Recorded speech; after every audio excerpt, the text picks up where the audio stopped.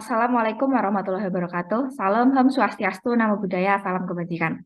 Selamat siang Bapak Satrio selaku dosen pengajar mata kuliah praktikum analisis kredit dan selamat siang teman-teman yang saya cintai. Pada kesempatan kali ini, kelompok kami akan mempresentasikan studi kasus kegagalan kredit, yaitu kasus kredit macet dari Bank Banten. Sebelumnya, perkenalkan anggota kelompok kami terdapat Anissa Maharani, Nova Asri Sakina, dan saya sendiri Diah Prasasti. Sebelum kita bahas mengenai kasus Bank Banten ini, telah teman-teman ketahui bahwa sektor perbankan memiliki peran ekonomi yang sangat penting dalam menghimpun dan menyalurkan dana masyarakat. Menurut UU nomor 10 tahun 1998 tentang perbankan, bank adalah badan usaha yang menghimpun dana dari masyarakat dalam bentuk simpanan dan menyalurkan kepada masyarakat dalam bentuk kredit dan atau bentuk-bentuk lainnya dalam rangka meningkatkan taraf hidup rakyat. Bank dan kredit merupakan dua hal yang tak terpisahkan dalam dunia keuangan modern. Bank ini sebagai lembaga keuangan yang memiliki peran penting dalam memfasilitasi kegiatan ekonomi dengan menyediakan berbagai produk dan layanan keuangan, termasuk juga kredit. Sedangkan kredit adalah penyediaan dana yang didasarkan oleh perjanjian pinjam-meminjam antara bank dengan pihak lain yang mewajibkan peminjam untuk melunasi utangnya dengan bunga setelah jangka waktu tertentu. Jadi dalam penyaluran kredit ini memerlukan kepercayaan antara bank sebagai pihak kreditur dan nasabah sebagai pihak debitur.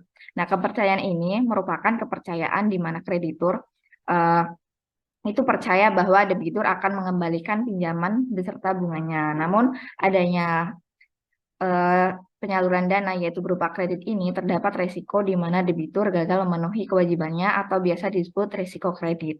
Dan di mana resiko ini dapat membahayakan stabilitas keuangan bank dan juga sistem keuangan secara keseluruhan. Oleh karena itu, penting bagi bank untuk mengelola risiko kredit dengan baik, termasuk dalam memilih peminjam yang kreditworthy, menetapkan persyaratan kredit yang memadai dan melakukan pemantauan terhadap kinerja kredit. Nah, salah satunya itu ada Bank Banten. Bank Banten ini adalah bank yang merupakan peralihan dari Bank Pundi yang dibeli oleh Pemda Banten melalui PT Banten Global Development pada pertengahan tahun 2016.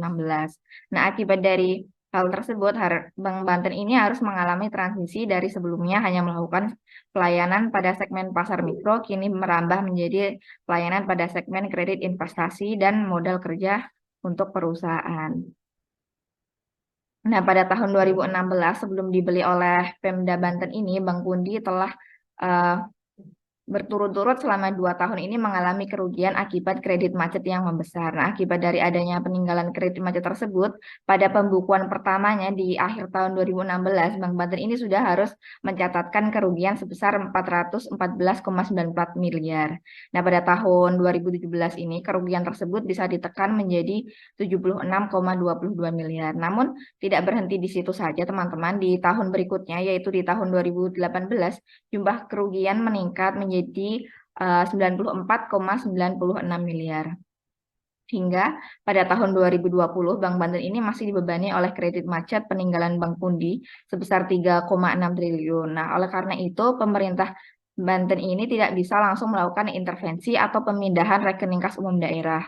Hal tersebut tidak akan dilakukan sebelum Bank Banten ini menjadi bank yang sehat dan memperoleh persetujuan kajian penambahan modal oleh Otoritas Jasa Keuangan atau OJK. Nah, untuk materi selanjutnya akan dijelaskan oleh teman saya, Anissa Maharani.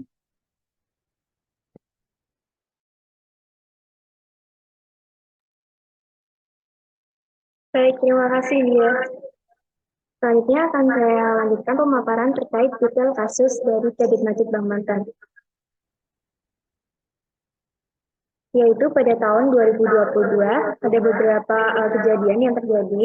Yang pertama yaitu Bank Banten mengajukan 43 surat kuasa khusus atau SKK yang terdiri dari 19 SKK untuk Bank Banten Pusat dan 24 SKK untuk Bank Banten Cabang Serang kepada Kejaksaan Tinggi atau Kejati Banten sebagai bentuk penyelesaian non-litigasi terhadap kredit macet. Kemudian, SKK tersebut ditandatangani oleh Kepala Kejaksaan Tinggi Banten sebagai bentuk penyelesaian kredit macet dari debitur kredit komersial dengan total 199,5 miliar rupiah. Lalu yang kedua yaitu dilakukan tindakan hukum lain berupa mediasi, fasilitasi, dan atau konsiliasi antara Bank Banten dengan Jasindo agar segera membayar klaim asuransi yang menjadi kewajiban Jasindo terhadap debitur yang dijamin yang kreditnya macet dikarenakan debitur meninggal dunia, berhenti bekerja, atau dipecat. Sebelumnya saya berikan penjelasan Jasindo sendiri, yaitu adalah PT Jasa Asuransi Indonesia.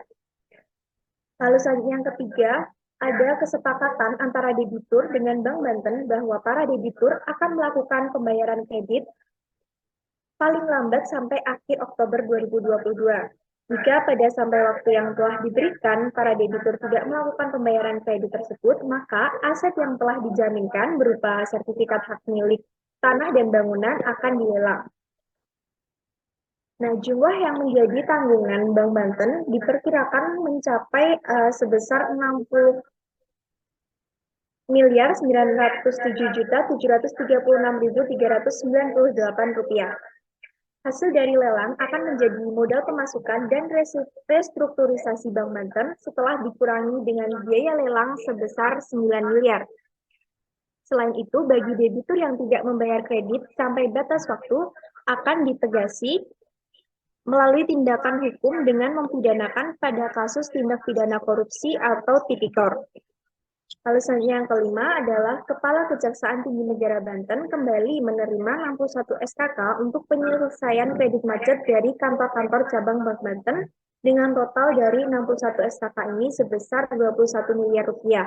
Jadi ada tambahan laporan penyelesaian kredit yang dipasrahkan kepada Kejaksaan Tinggi Negara Banten. Lalu yang terakhir yaitu keenam, Bank Banten melakukan upaya untuk menghindari masalah kredit macet lagi ke depannya dengan menerapkan 4 Eyes Principle atau keputusan pembiayaan dengan melibatkan sinergi antara unit bisnis yang bertanggung jawab. Selanjutnya mengenai informasi terkait ini terdiri dari yang pertama jenis kredit. Jenis kredit macet ini terbagi menjadi dua. Yang pertama ada kredit investasi. Kredit investasi yaitu pembayaran pinjaman yang diberikan kepada individu atau badan usaha dengan tujuan bisnis dalam jangka waktu tertentu. Lalu yang kedua adalah jenis kredit modal kerja, yaitu perjanjian kredit atau pinjaman yang ditawarkan kepada kreditur oleh lembaga keuangan seperti bank. Nah, jenis ini diberikan sebagai pinjaman dan digunakan untuk usaha atau modal kerja. Lalu yang kedua, informasi terkait besaran kredit. Yang pertama yaitu besaran kredit komersial. Kredit komersial ini adalah fasilitas kredit yang diberikan untuk mengembangkan kinerja usaha atau bisnis baik perorangan maupun badan usaha. Sebagai informasi, sejak tahun 2017, Bank Banten ini telah menargetkan pertumbuhan kredit di luar UMKM, salah satunya dengan cara fokus pada nasabah korporasi BUMN dan non-BUMN serta proyek yang didanai oleh APBD. Namun, dengan penerapan strategi tersebut, hingga Oktober 2022, justru tercatat total kredit macet sebesar 199.522.651.983 rupiah atau dan kredit ini timbul bersumber dari kredit komersial. Yang kedua yaitu kredit macet dari kantor cabang Bank Banten pada tahun 2022 disepakati sebesar 21,6 miliar. Selanjutnya yang ketiga adalah informasi terkait struktur kredit, terdiri dari dua yaitu kredit konsumer multiguna yang memiliki struktur sebagai berikut, yaitu plafon 50 juta hingga maksimal 2 miliar, jangka waktu maksimal 7 tahun, biaya provisi yaitu 1% dari biaya administrasi. Lalu yang terakhir adalah cara pembayarannya per bulan dengan anggunan berupa properti. Selanjutnya yang kedua adalah kredit yang macet. Kredit yang macet ini terdiri dari covenant, yaitu sertifikat hak milik tanah dan bangunan, dan yang kedua pelunasan kredit maksimal pada akhir bulan Oktober 2022, yang merupakan kesepakatan debitur dan Bank Banten ketika kredit macet. Selanjutnya akan dipaparkan oleh Diah Prasasti.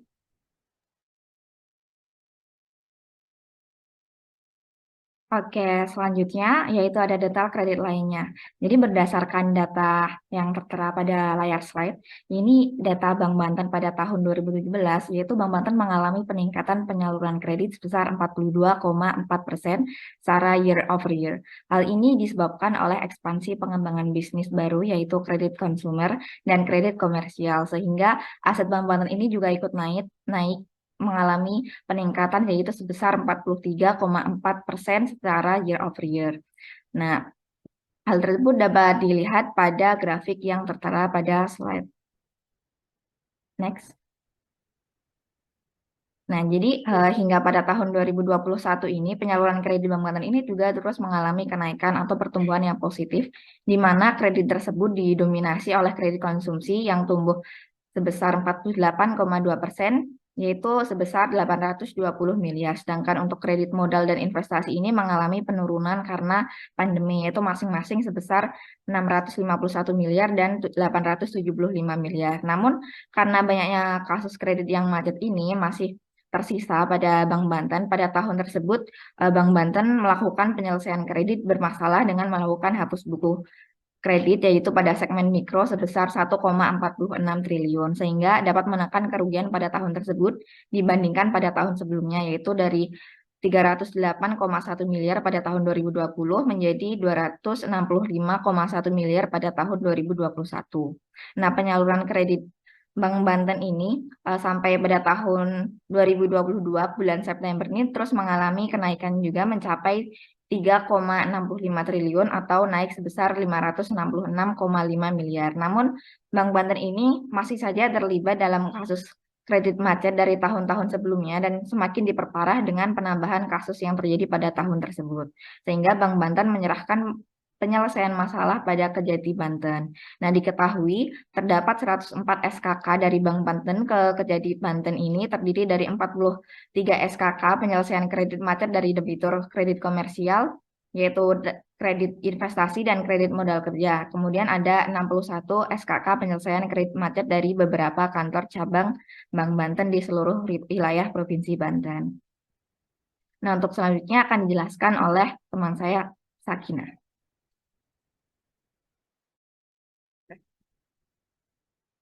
Terima kasih kepada Dia dan Anissa yang telah memaparkan masalah mengenai kasus Bank Banten sebelumnya. Di sini saya akan memaparkan mengenai identifikasi masalah apa yang terjadi dalam kasus kredit macet Bank Banten. Nah, next slide.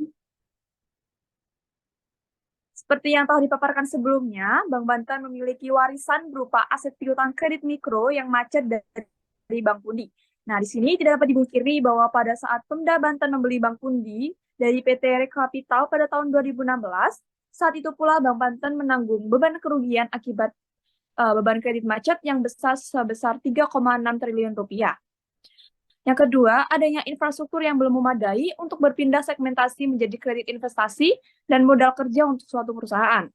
Keputusan Bank Banten ini untuk mengubah segmentasi pasarnya terkesan terburu-buru dan kurang matang perencanaannya. Apalagi tata kelola perusahaan dalam kemampuan analisis kredit ini masih belum kuat. Yang ketiga, ada faktor manajemen yang belum sempurna, terutama dari sisi kualitas sumber daya manusia. Terjadinya kredit macet ini merupakan akibat dari kelalaian atau ketidaksiapan internal manajemen Bank Banten dalam hal mengelola manajemen risiko, yaitu pemberian fasilitas kredit yang ternyata tidak setara dengan kepastian yang dimiliki oleh manajemen Bank Banten. Yang keempat, adanya dugaan tindak pidana korupsi pemberian fasilitas kredit modal kerja dan kredit investasi oleh Bank Banten kepada PT HNM sebesar 65 miliar rupiah pada tahun 2017. Next slide.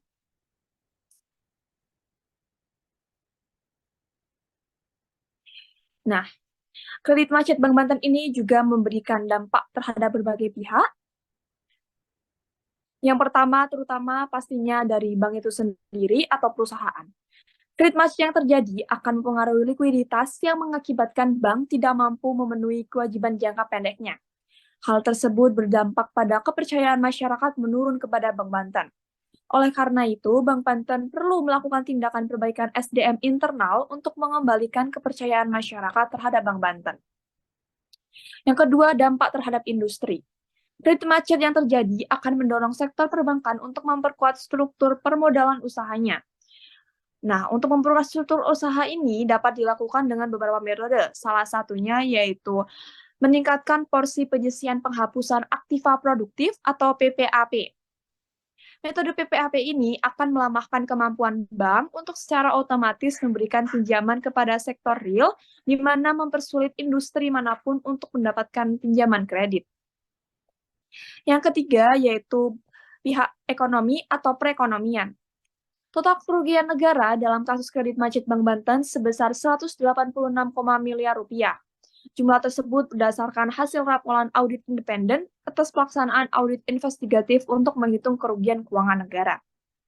Kredit macet yang terjadi juga membuat pihak bank menekan adanya pengajuan kredit, di mana penyaluran kredit terhadap berbagai sektor yang mampu membantu perkembangan ekonomi akan terhambat.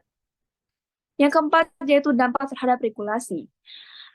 Dampak terhadap regulasi ini tidak terdapat perubahan regulasi secara umum, namun adanya perbaikan dalam regulasi internal bank, terutama untuk infrastruktur dan SDM. Yang kelima, terhadap pihak lain. Dampak kredit macet bank ini juga berpengaruh terhadap pihak lain, salah satunya yaitu PT Asuransi Jasa Indonesia atau Jasindo sebagai perusahaan asuransi yang menjamin kredit pada debitur komersial atau perorangan yang kreditnya macet dikarenakan debitur meninggal dunia, berhenti bekerja, atau dipecat. Adanya tindakan mediasi, fasilitasi, dan konsolidasi antara kedua belah pihak agar PT Asuransi Jasindo membayar klaim asuransi yang menjadi kewajiban dari PT Jasindo sebesar 58,31 miliar rupiah. Slide.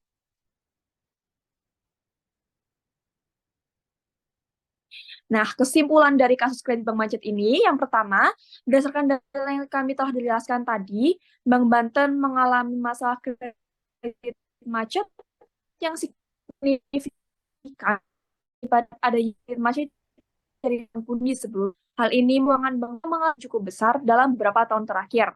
Faktor penyebab kredit macet yang lain yaitu besarnya nominal kredit bermasalah yang diwariskan oleh Bank Budi, infrastruktur yang belum memadai untuk mendukung manajemen masa transisi, dan resiko kredit yang tidak terkelola dengan baik. Yang kedua, untuk menyelesaikan masalah kredit macet tersebut, Bank Banten perlu melakukan restrukturisasi manajemen dan SDM internal dengan memperoleh bantuan dari Kejaksaan Tinggi Banten untuk penyelesaian kredit macet dengan debitur secara hukum. Dalam jangka panjang, Bank Banten juga perlu meningkatkan pengelolaan risiko kredit dengan lebih baik dan memperkuat infrastruktur dalam mendukung pertumbuhan kredit secara cepat. Yang ketiga, dampak dari kasus kredit macet Bank Banten ini antara lain menimbulkan kerugian finansial yang signifikan, menurunkan kepercayaan masyarakat terhadap bank, dan membahayakan stabilitas keuangan bank dalam sistem keuangan secara keseluruhan. Oleh karena itu, penting bagi Bank Banten untuk segera menyelesaikan masalah kredit macet tersebut dan memperbaiki kinerja keuangan agar dapat kembali membangun kepercayaan masyarakat. Nah, demikian presentasi dari saya. Akan saya kembalikan kepada moderator Diah Prasasti.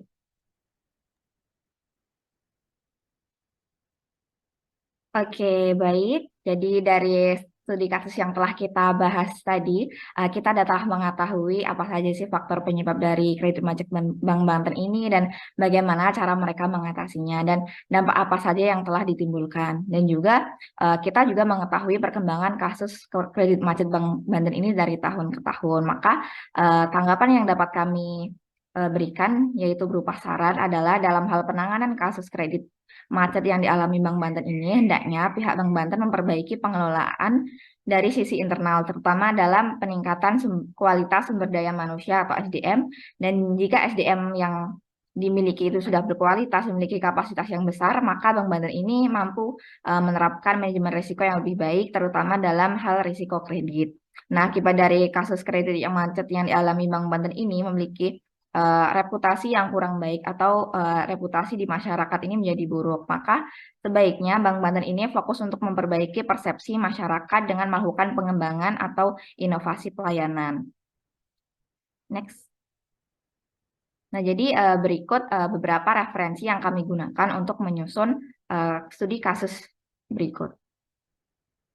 Mungkin sekian presentasi dari kami. Jika ada salah kata dalam pemaparan materi, kami mohon maaf atas perhatiannya. Kami ucapkan terima kasih. Wassalamualaikum warahmatullahi wabarakatuh.